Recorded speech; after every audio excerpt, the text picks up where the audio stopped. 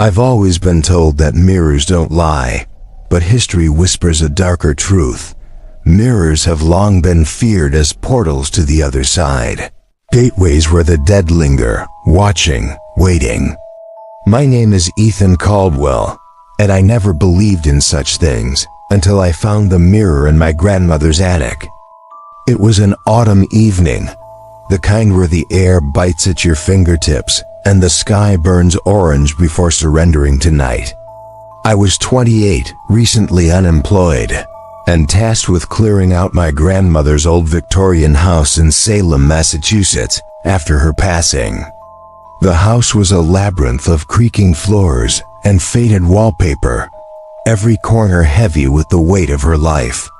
She'd been a collector of oddities, clocks that ticked backward, porcelain dolls with unblinking eyes, and books in languages I couldn't read. But nothing prepared me for the mirror. I found it in the attic, tucked behind a pile of moth-eaten quilts.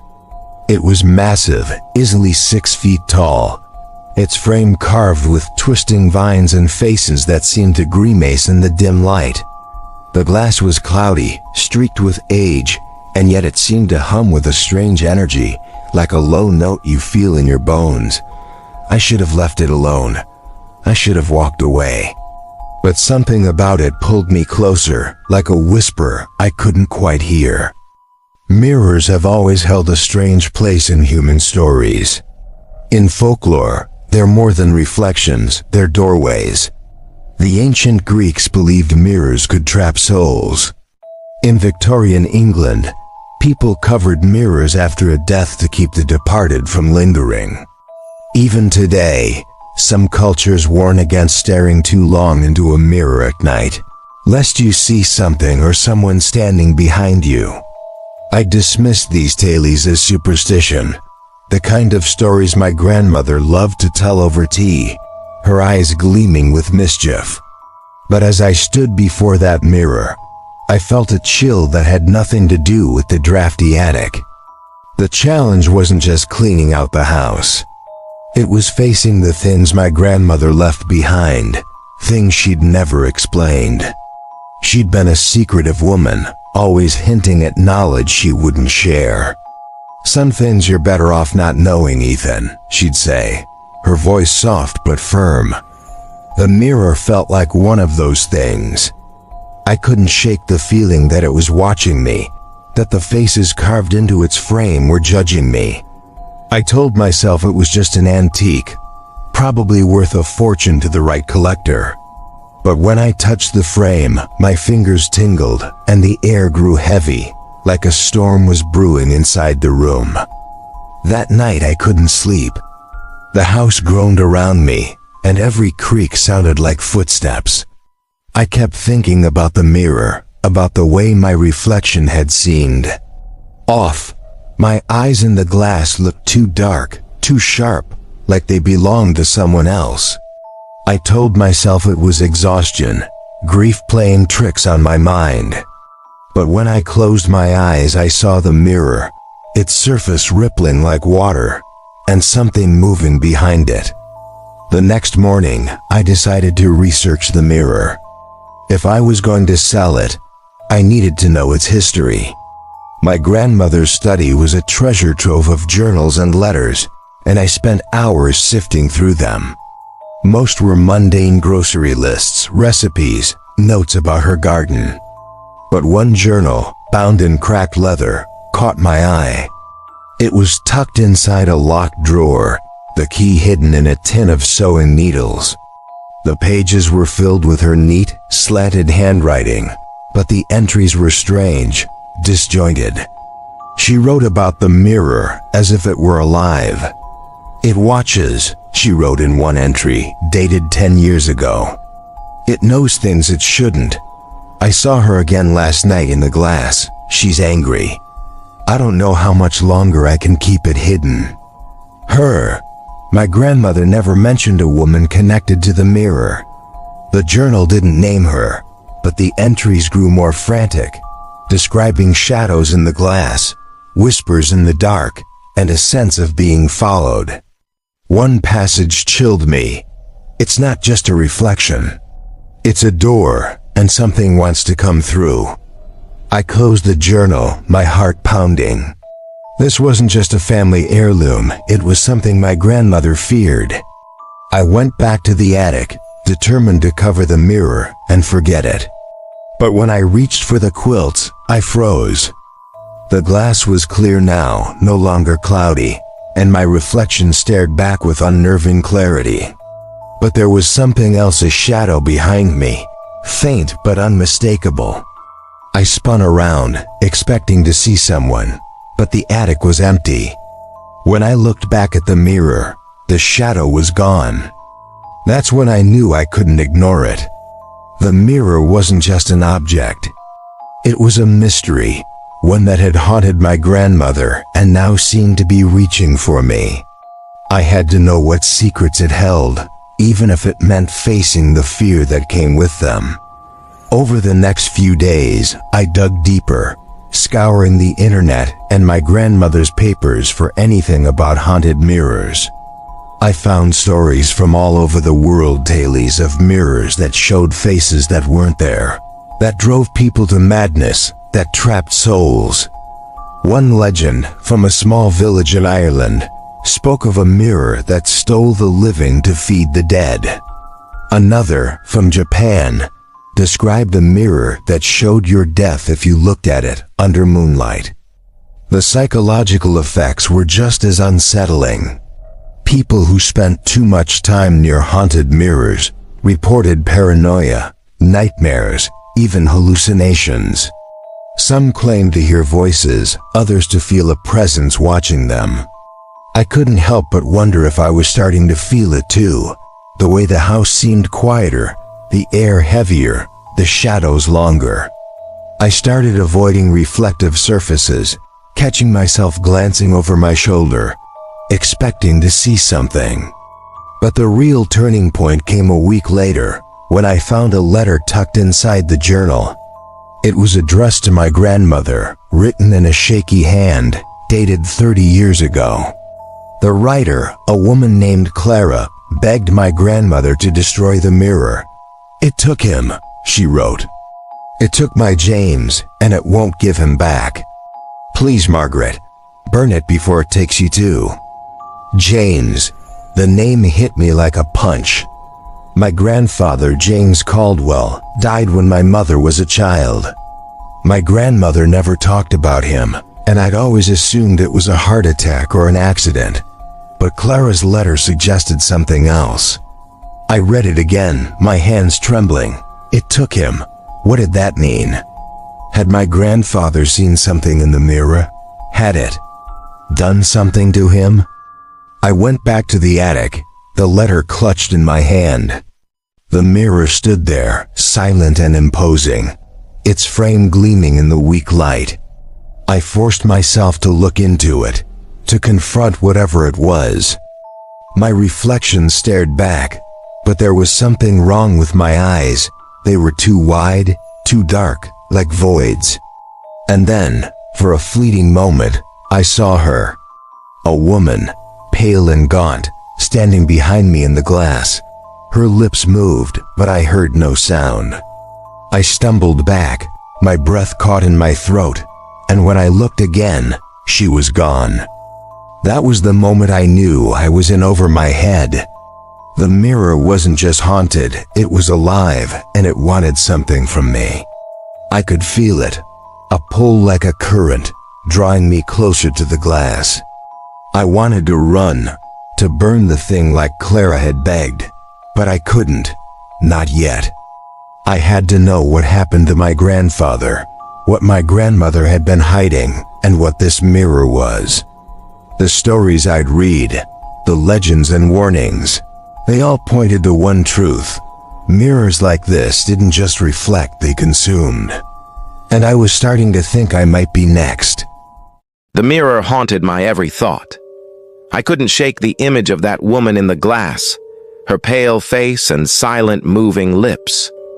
My name is Ethan Caldwell, and I was unraveling, caught in a web spun by my grandmother's secrets and that cursed mirror in her attic. I'd found her journal and Clara's letter, hints of something sinister tied to my grandfather's death. But I needed more. I needed to understand what this mirror was, why it felt alive, and what it wanted from me. I started with the stories. If I was going to face this thing, I had to know what I was up against. My grandmother's house had no internet, her choice, no doubt, so I drove to a coffee shop in downtown Salem, the kind of place where tourists whispered about witches and locals avoided eye contact. My laptop screen glowed with tales of haunted mirrors, each one more unsettling than the last.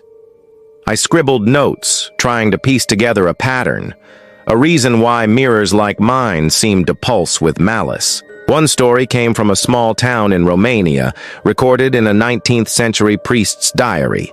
A merchant had bought a gilded mirror from a traveling peddler, its frame carved with serpents. Within weeks, his family was plagued by nightmares, visions of a man with no face standing behind them in the glass. The merchant's daughter, only 12, vanished one night. They found her shoes by the mirror, but no trace of her. The priest burned the mirror, claiming it sang with the devil's voice as it crumbled to ash. I shivered, thinking of the faces carved into my mirror's frame. They weren't serpents, but their grimaces felt just as wrong. Another tale from a forum post dated 2010 described a mirror in a New Orleans antique shop. The poster, anonymous, said they'd bought it on a whim, drawn to its cloudy glass. At night they heard whispers, soft like wind through leaves, but forming words they couldn't quite catch. They started seeing things. A hand pressed against the glass from the inside, a shadow that moved when they didn't. They sold the mirror, but not before it left them afraid of their own reflection. "It's like it knew me," they wrote. "It knew things I never told anyone." The psychological effects were what got to me. Every account mentioned the same symptoms: paranoia, sleeplessness, a creeping dread that someone or something was watching. A psychology blog I found cited scrying, an old practice of staring into mirrors to see visions, often linked to divination. The author warned that prolonged mirror gazing could trigger dissociation, even hallucinations. "The brain fills in gaps," they wrote, "but sometimes it's not your brain doing the filling." I thought of my own reflection, those two dark eyes, and wondered if I was losing it, or if the mirror was showing me something real. Back at the house, I avoided the attic, but couldn't escape the mirror's pull. I started noticing reflections everywhere, in windows, in the polished kettle, in the bathroom sink. Each one felt like a test, daring me to look closer. I kept Clara's letter on me, rereading it until the paper creased. "It took my James," she'd written. I needed to know who Clara was and what she meant. My grandmother's journal offered no answers, so I searched the house for more clues, tearing through drawers and shelves. In a dusty cigar box, I found a photograph. My grandmother, younger, standing next to a woman with sharp cheekbones and haunted eyes. On the back, in faded ink, "Margaret and Clara, 1965. Clara, the woman who'd begged my grandmother to destroy the mirror." I stared at the photo, trying to imagine what had happened between them. Had they both known about the mirror? Had they seen something in it? The questions gnawed at me, but the house held no more answers.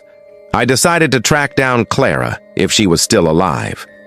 Salem's public records were a start, and after hours at the library, I found a Clara Hensley, listed as living in a nearby nursing home. She was 82, widowed, no children. It had to be her. The nursing home smelled of antiseptic and regret. Clara was in a small room, her frail body dwarfed by a wheelchair.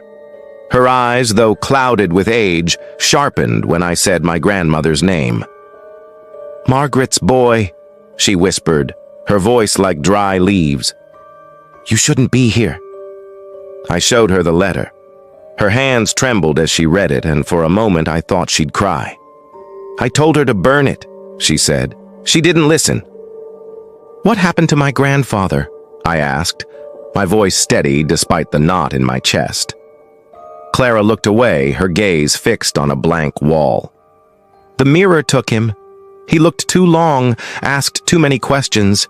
It pulled him in. Pulled him in? I pressed, leaning closer. What does that mean? She shook her head, lips tight. You've seen it, haven't you? The woman in the glass? My breath caught.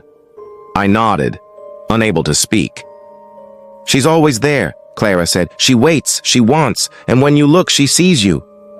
I left the nursing home with more questions than answers, Clara's words looping in my mind. The woman in the glass. I'd seen her just for a moment, but it was enough to make my skin crawl. Back at the house, I forced myself to return to the attic. The mirror stood unchanged, its glass gleaming in the dusk. I didn't look directly at it, not yet. Instead, I sat on the floor, my grandmother's journal open in my lap, and read more of her entries. One passage, dated a year before my grandfather's death, stood out. James thinks he can control it. He says the mirror shows him things, truths about the world, about us. I begged him to stop, but he's obsessed. Last night, he said he saw her, the woman with no name. She promised him answers, but I know she's lying. I closed the journal, my hands shaking. My grandfather had been drawn to the mirror just like I was. But what had he seen? What truths had it shown him? And why had it taken him? That night I dreamed of the mirror. I was standing before it, my reflection warped and wrong. The woman was there, her face inches from mine, her eyes black as coal. She reached out, her fingers brushing the glass, and I felt a tug, like a hook in my chest. I woke up gasping, the room dark and silent, but the silence was wrong, too heavy, too complete. I grabbed my phone, using its light to scan the room. Nothing, just the house, creaking softly. I couldn't stay away from the mirror anymore. I needed to know what my grandfather had seen, what had driven Clara to write that desperate letter. I climbed the attic stairs, my heart pounding. The mirror was waiting, its frame almost glowing in the moonlight. I forced myself to look into the glass. My reflection stared back. But it wasn't just me. The woman was there, faint but unmistakable, her lips moving in a silent plea. I leaned closer, trying to hear, and that's when I felt it. A pull, like gravity, drawing me toward the glass. I stumbled back, my breath ragged. The mirror wasn't just haunted, it was hungry, and I was starting to think I was its next meal. I couldn't look away from the mirror anymore. Not after seeing her again, that woman in the glass, her silent lips forming words I couldn't hear. My name is Ethan Caldwell, and I was sinking deeper into the mystery of my grandmother's mirror, a relic that seemed to pulse with secrets older than the house itself. Clara's warning echoed in my head. It took my James, but I wasn't ready to run. Not yet. I needed answers, even if they came at a cost. The attic felt different now, like the air itself was watching me. I avoided the mirror's gaze, keeping my eyes on the floor as I sifted through more of my grandmother's belongings. Her journal had given me fragments, but I needed more, a name, a history, anything to explain why this mirror felt alive. I found a small wooden box under a pile of old coats, its lock rusted but loose. Inside was a bundle of letters, yellowed and tied with twine. They were from someone named Abigail, addressed to my grandmother, dated between 1962 and 1964. Abigail's letters were frantic, filled with references to the mirror. "Margaret," she wrote in one, "you mustn't keep it. It's not yours to hold. It belonged to her, and she never let it go." Another letter, dated a year later, was more desperate. "I saw her again, the woman in the glass. She knows my name, Margaret. She whispered it last night, and I felt her hand on my shoulder. Please, get rid of it." The final letter was a single line. "I'm leaving Salem. I can't live with it anymore." Her, the same woman Clara mentioned, the one I'd seen. I sat back, the letters trembling in my hands. Who was she? And who was Abigail? The letters didn't say, but they confirmed what I'd begun to suspect. This mirror had a history, one that stretched beyond my grandmother, beyond my grandfather's death. I needed to know where it came from. I turned to the internet again, this time at the Salem Library, where the Wi-Fi was stronger and the air didn't feel like it was pressing against my chest. I searched for anything about haunted mirrors in Salem, a town steeped in stories of the supernatural. Most of what I found was tourist bait tales of witches and ghosts spun for profit. But one article, buried in an archive of local history, caught my eye. It was about a woman named Eliza Hawthorne, executed during the witch trials in 1692. She'd been a healer, accused of cursing a neighbor's child.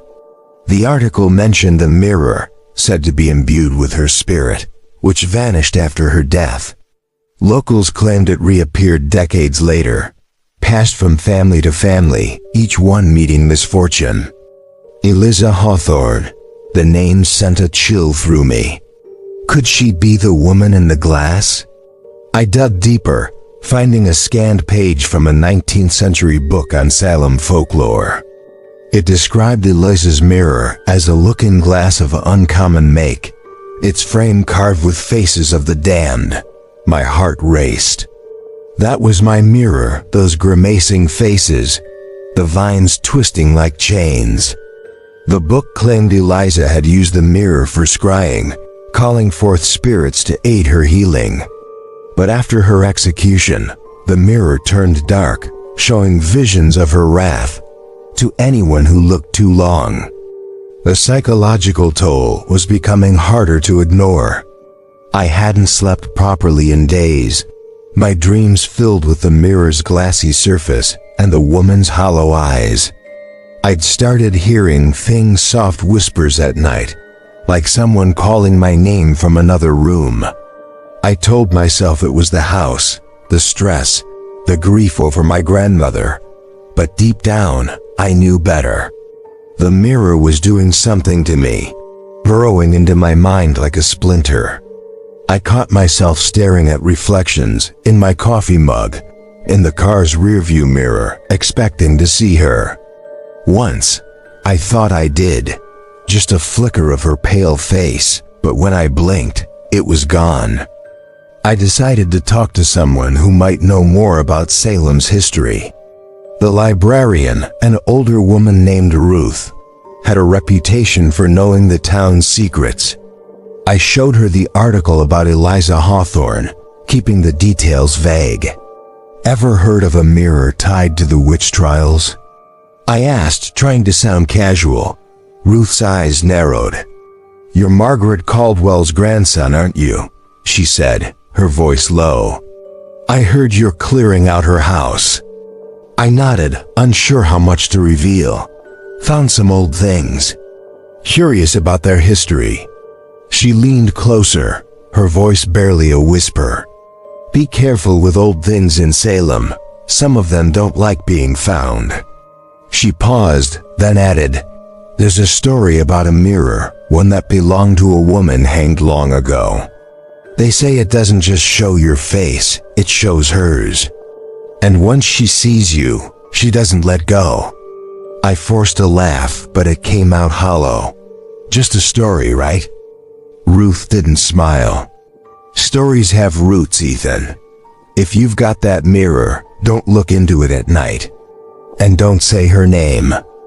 I left the library shaken, Ruth's warning looping in my mind. Don't say her name. Eliza Hawthorne. I hadn't said it out loud, but even thinking it felt like inviting something in.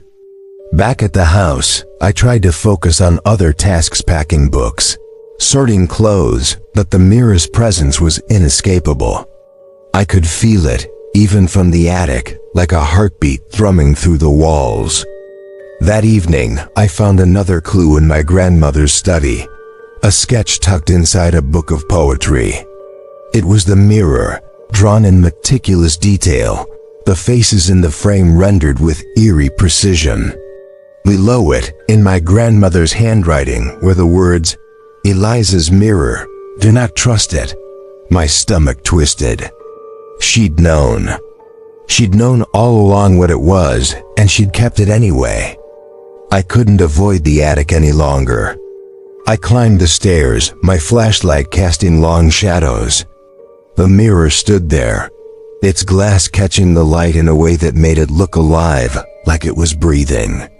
I kept my eyes on the frame, avoiding my reflection. "What are you?" I whispered, not expecting an answer. But I got one. A faint sound like a sigh came from the glass. I froze, my heart pounding so hard I thought it would burst.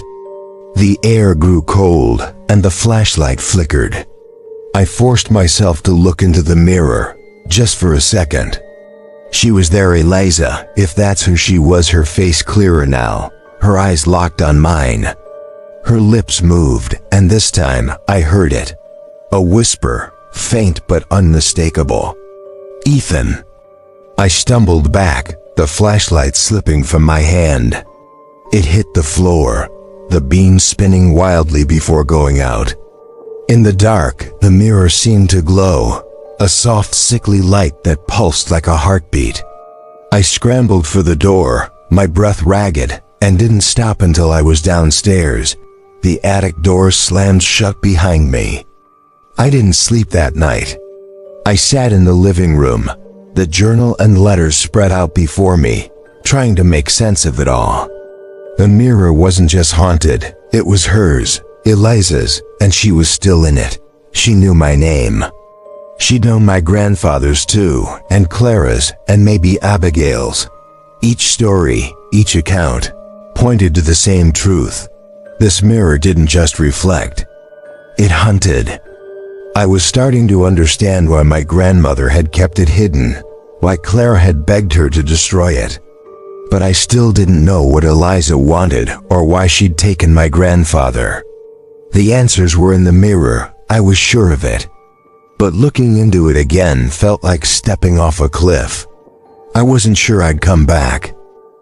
My name is Ethan Caldwell, and I was standing at the edge of something I couldn't fully grasp, teetering between fear and the need to know. The mirror in my grandmother's attic wasn't just a relic, it was a predator, tied to Eliza Hawthorne, a woman executed 333 years ago. Her face haunted my dreams, her whisper, my name on her lips, echoed in my waking hours. I'd uncovered stories, letters, and warnings, but they weren't enough. The mirror was calling me, and I knew I had to face it, even if it meant losing myself. I hadn't returned to the attic since that night, when Eliza's whisper had sent me running. The house felt smaller now, the walls closing in, every shadow a threat. I'd taped a blanket over the bathroom mirror, avoided the kitchen's polished surfaces, but it didn't help. I could feel the mirror upstairs, its presence like a pulse in the air. My grandmother's journal, Clara's letter, Abigail's pleas, they all pointed to the same truth. The mirror didn't just show Eliza, it was her. I spent days avoiding the attic, but I couldn't avoid the questions. Why had my grandmother kept the mirror? What had it done to my grandfather James? And why was Eliza calling my name? I needed more than folklore and fragments. I needed proof. In my grandmother's study, I found a locked trunk I'd overlooked before, hidden beneath a pile of old rugs. The lock was stubborn, but a crowbar did the trick. Inside was a leather-bound book, not a journal, but something older, its pages brittle and smelling of dust. The cover bore no title, just a faint etching of a face, like those on the mirror's frame. The book was a ledger, written in tight, precise script, dated 1720. It belonged to a man named Ezekiel Ward, a merchant in Salem. He'd acquired a mirror, a look-in glass of curious design, from the estate of a woman executed decades earlier. The description matched: carved faces twisting vines, glass that seemed to shimmer with unnatural light. Ezekiel's entries grew erratic over time. "The glass shows more than my visage," he wrote. "A woman, pale and wrathful, watches me. She speaks, though I hear no sound. I fear she knows my sins." My heart pounded as I read on. Ezekiel believed the mirror was cursed, tied to a witch who'd sworn vengeance on Salem. He tried to sell it, but buyers returned it, claiming illness or madness. One man, a pastor, died days after taking it, his body found with eyes wide open, staring at nothing. Ezekiel's final entry was a warning: "To those who find this mirror, heed me. Do not look upon it. She sees you, and she will not rest." I closed the book, my hands shaking. This was it, the mirror's origin, or as close as I'd get. Eliza Hawthorne, condemned as a witch, had somehow bound herself to the glass. But why? And how had it ended up in my grandmother's attic? I thought of Clara's letter. It took my James, and the sketch in my grandmother's study, labeled Eliza's Mirror. My grandfather had looked into it, just like Ezekiel, just like me. And now Eliza knew my name. I couldn't delay anymore. The mirror was a door, and I had to open it. That night, I climbed the attic stairs, a flashlight in one hand, Ezekiel's ledger in the other. The air was thick, the silence heavy, like the house was holding its breath. The mirror stood in the corner, its frame glinting in the moonlight, streaming through a cracked window. I set the ledger down and forced myself to look into the glass. My reflection was there, but it wasn't alone. Eliza stood behind me, her form sharper than before, pale skin, dark eyes, a tattered dress that seemed to move as if caught in a wind I couldn't feel. Her lips parted, and I heard it again. "Ethan." The sound wasn't in the room, it was in my head, low and insistent, like a heartbeat. I gripped the flashlight, my knuckles white, and spoke before I could stop myself. "What do you want?" I asked, my voice trembling. The air grew colder, the flashlight flickering. Eliza's eyes locked on mine, and the glass rippled, like water disturbed by a stone. I felt a pull, not just in my chest but in my mind, a tug that made my thoughts blur. Images flashed before me, not memories, but something else. A gallows, a crowd chanting, a woman's scream cut short. Eliza, her hands bound, her eyes blazing with defiance. Then another scene. My grandfather, standing where I was now, his face pale, his hands reaching toward the glass.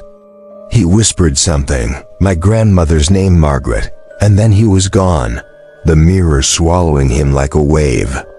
I staggered back, gasping, the flashlight dropping to the floor.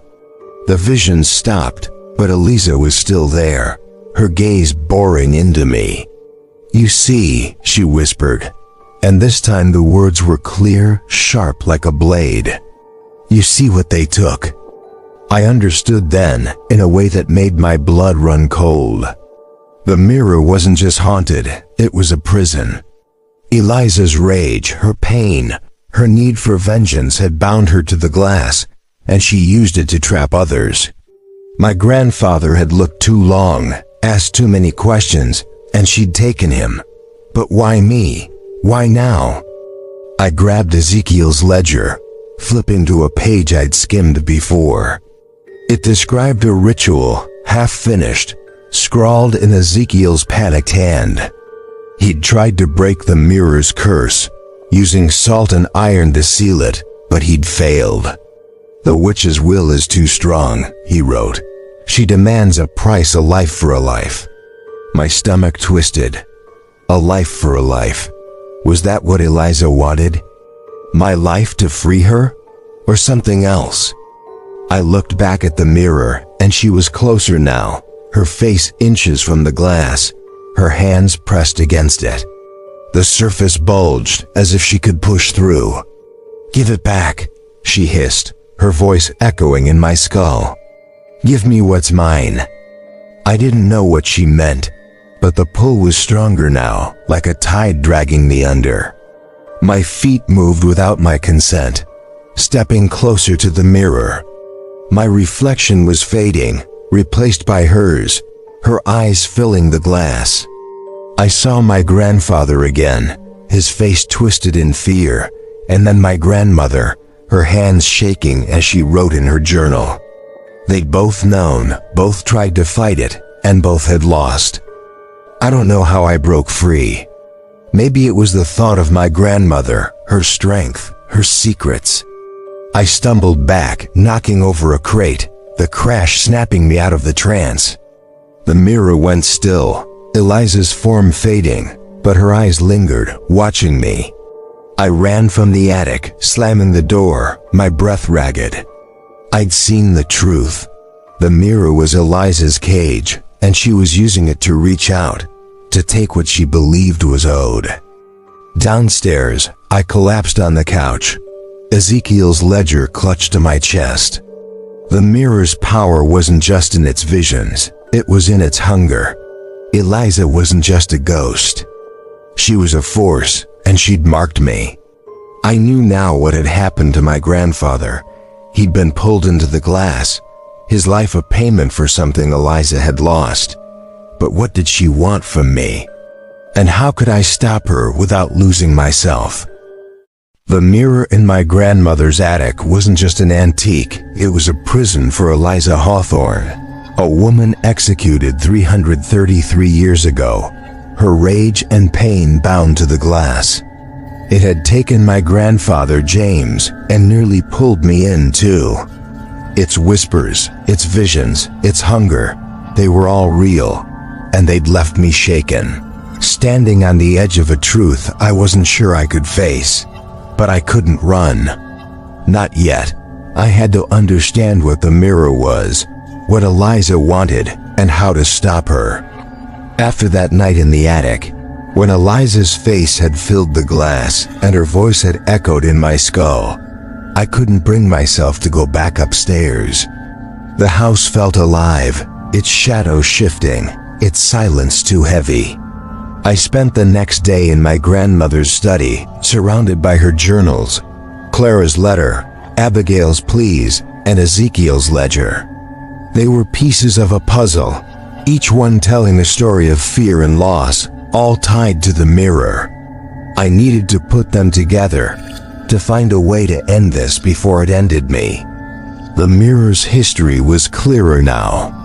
It had belonged to Eliza Hawthorne, a healer accused of witchcraft in 1692. She'd used it for scrying, calling spirits to aid her work, but her execution had twisted it into something darker.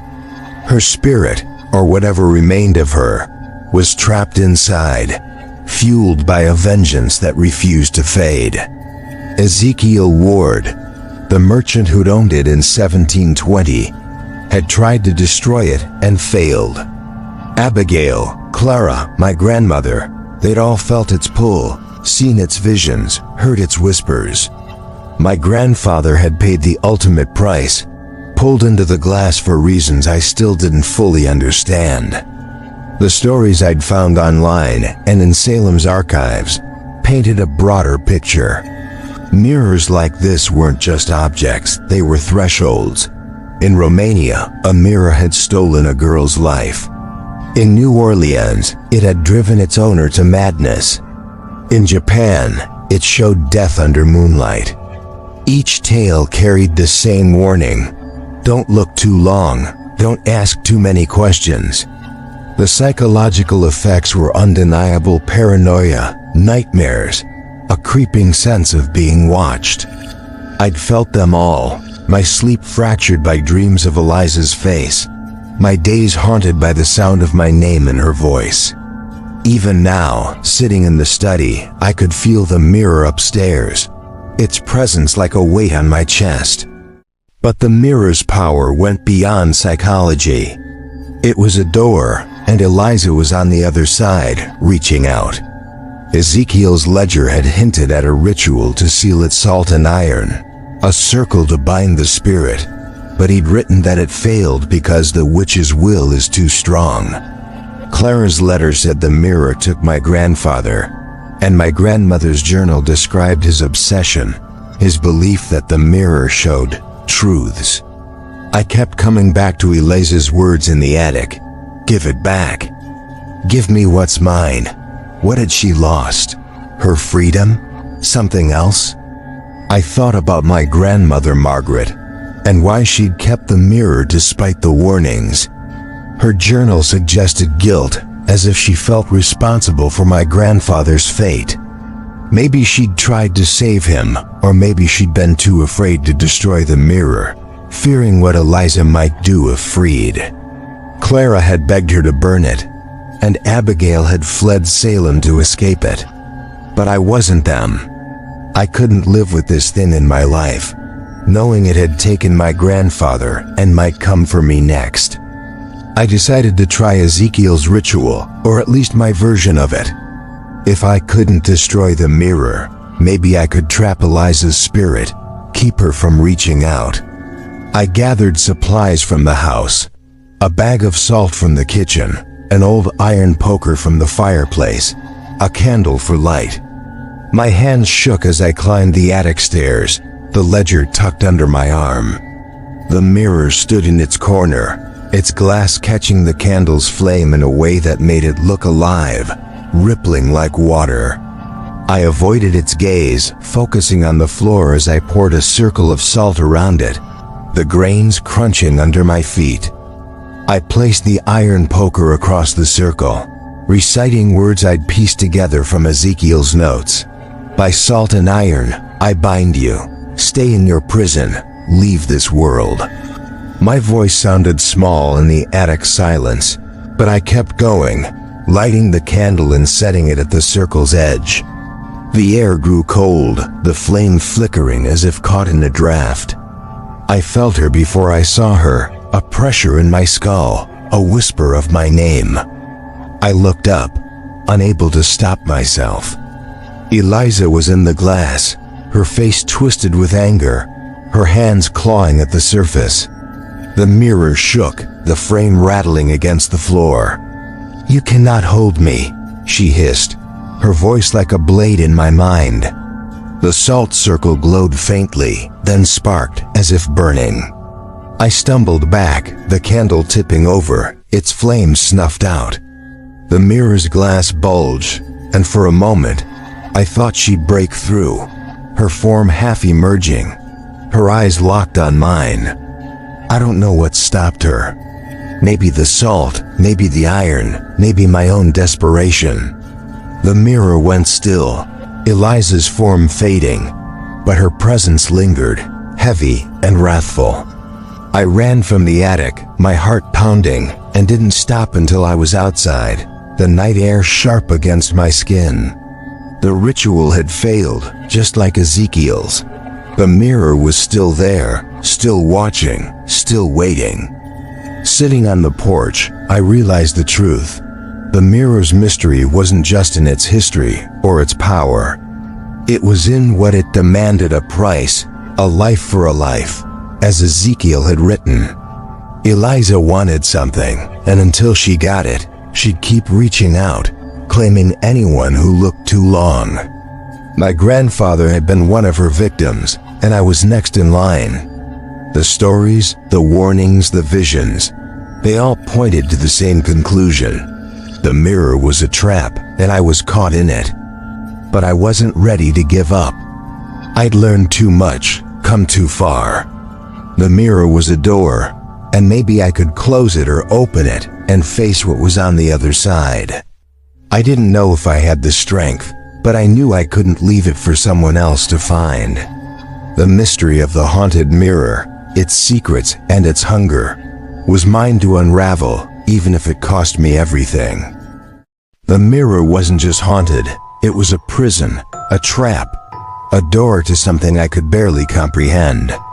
It had taken my grandfather James and nearly claimed me, its glass pulsing with a 3-100-30-3-year-old vengeance. I'd tried to bind it with salt and iron, but Eliza's will was stronger, her voice still echoing in my mind. Give me what's mine. I was out of time, out of options, and yet I couldn't walk away. The mirror's secrets were part of me now, and I had to end it. The morning after my failed ritual, I sat in my grandmother's study, surrounded by the fragments of her life, her journal, Clara's letter, Abigail's pleas, Ezekiel's ledger. They told a story of fear, of a mirror that had haunted Salem for centuries, passing from one unlucky soul to another. Eliza Hawthorne, executed as a witch in 1692, had bound herself to the glass, her rage a force that refused to fade.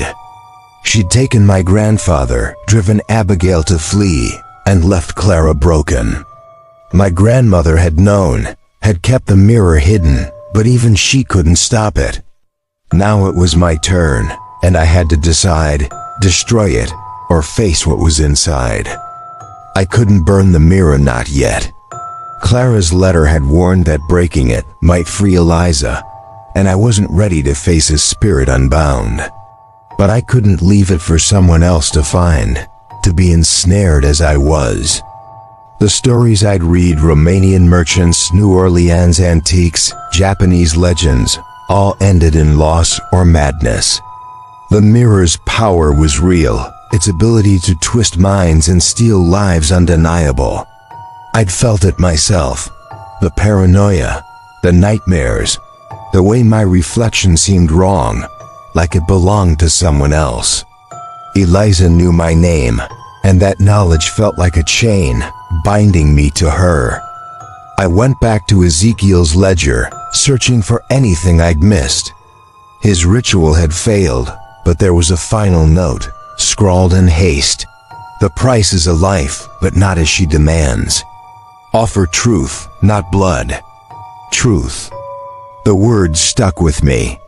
Eliza kept saying, give me what's mine. Maybe it wasn't my life she wanted. Maybe it was something else, something taken from her long ago. I thought of the witch trials, the accusations, the gallows. Eliza had been a healer, not a witch, but Salem had condemned her, stripped her of her name, her dignity. Maybe that was her price. Acknowledgement, justice, a truth no one had given her. I decided to try one last time, not with salt or iron, but with words. If Eliza wanted truth, I'd give it to her. I climbed the attic stairs at dusk, the house creaking around me, the air thick with anticipation. The mirror stood in its corner, its frame gleaming, its glass still as a pond. I set a single candle on the floor, its flame steady, and faced the mirror, my heart pounding. I didn't look away this time. Eliza Hawthorne, I said, my voice firm despite the fear clawing at my chest. I see you. I know what they did to you. They took your life, your name, your truth. They called you a witch, but you were a healer. I'm sorry. The mirror trembled, the glass rippling like water. Eliza appeared, her face clearer than ever, pale, gaunt, but not angry now.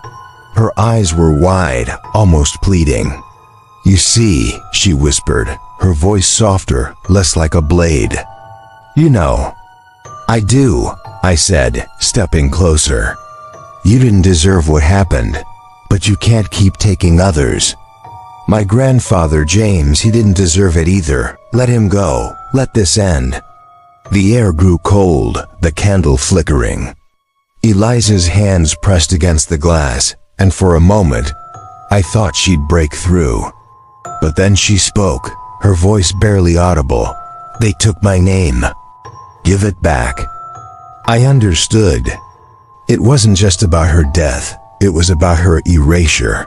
Salem had buried her story, branded her a monster. I took a deep breath, my hands shaking. Eliza Hawthorne, you were a healer. Your name is yours. I'll tell your story. I'll make sure they know." The mirror shuddered, a low hum filling the attic. Eliza's form began to fade, her eyes softening, almost grateful. The glass went still, its surface cloudy again, no longer rippling. The air lightened, the candle's flame steady. I waited, my breath held, but she didn't return. The mirror was just a mirror now, or so I hoped. I didn't sleep that night, half expecting Eliza to reappear, but the house felt different, quieter, less oppressive. The next day, I packed the mirror in a crate, covering it with blankets, and drove it to a storage unit outside Salem. I couldn't destroy it, not yet, but I couldn't keep it in the house either. I spent weeks researching Eliza, piecing together her life from fragments in local archives. She'd been a widow, a mother, a woman who'd healed the sick until fear turned her neighbors against her. I wrote her story, published it on a small history blog, and shared it with the Salem Library. It wasn't much, but it was a start, a way to give her back her name. The mirror's mysteries linger, though. I still wonder about my grandfather, if he's truly gone or trapped somewhere beyond the glass. I think of Clara, Abigail, Ezekiel, all caught in its web. The stories of haunted mirrors, portals to the dead, traps for the living, aren't just folklore. They're warnings, reminders that some things see us more clearly than we see ourselves. Eliza's mirror showed me truths I wasn't ready for, and I'll never look at a reflection the same way again.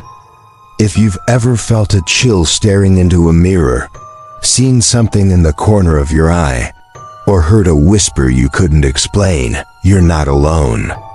These stories don't end, they linger, waiting for the next person to look too long.